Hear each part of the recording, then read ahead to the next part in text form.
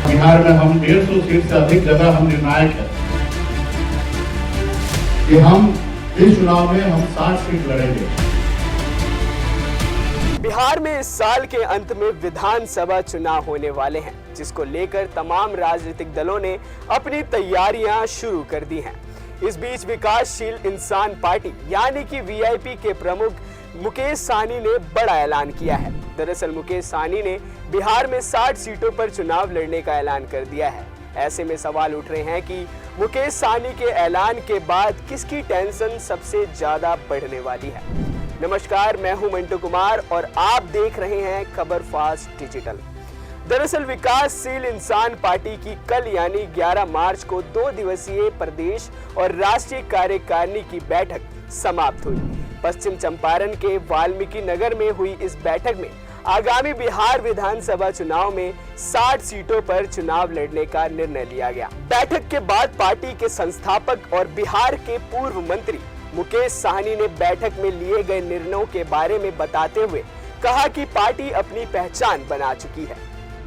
बिहार में हम निषाद समाज के 22 उपजाति में जाने जाते हैं। बिन बेदार, नुनिया, मलाह, चायतियर, बनपर, दोंगता, गोरी, तमाम, केवट हम 22 उपजाति में जाने जाते हैं और बिहार में हम 150 सीट से अधिक जगह हम निर्णायक है। हम वहां पे जीत हार में हमारी अहम भूमिका होगा। तो निश्चित तौर पे हम इस चुनाव में हमने अपनी पार्टी के लिए टारगेट हमने सेट किया है कि हम इस चुनाव में हम 60 सीट लड़ेंगे। 60 सीट हम लड़ेंगे, बाकी का सीट हम अपने सहयोगी के लिए छोड़ेंगे। मुकेश सहनी के इस बयान के बाद बिहार की राजनीति में तहलका मचा हुआ है। वीआईपी बिहार में सबसे पहले सीट अनाउंस करने वाली पहली पार्टी है, जिसने 243 सीटों में से 60 सीटों पर चुनाव लड़ने का ऐलान किया है। अब बात कर लेते हैं मुकेश सहनी के इस ऐलान के बाद किसकी टेंशन सबसे ज्यादा बढ़ने वाली है। तो यहाँ आपको बता दें कि इससे सबसे ज्यादा तेजस्वी यादव की टेंशन बढ़ने वाली है। वहीं दूसरी ओर तेजस्वी यादव को कांग्रेस ने भी बिहार में यात्रा निकालकर बड़ा झटका दिया है। बता दें कि मुकेश सहनी ने दावा किया है कि उनकी पार्टी 60 सीट पर चुनाव लड़ेगी, तब जाकर वो 40 में से 50 सीट पर चुनाव जीतेंगे।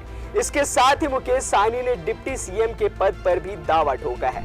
बता दें कि 2020 विधानसभा चुनाव के दौरान वीआईपी ने राष्ट्रीय जनतांत्रिक पार्टी के साथ गठबंधन में चुनाव लड़ा था, जिसमें उन्हें चुनाव लड़ने के लिए कुल 11 सीटें दी गई थी।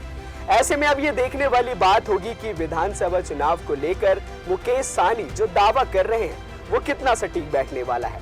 अभी के लिए बस इतना ही। बिहार विधानसभा चुनाव से रिलेटेड खबरों के लिए देखते रहें खबर फास्ट डिजिटल। नमस्कार।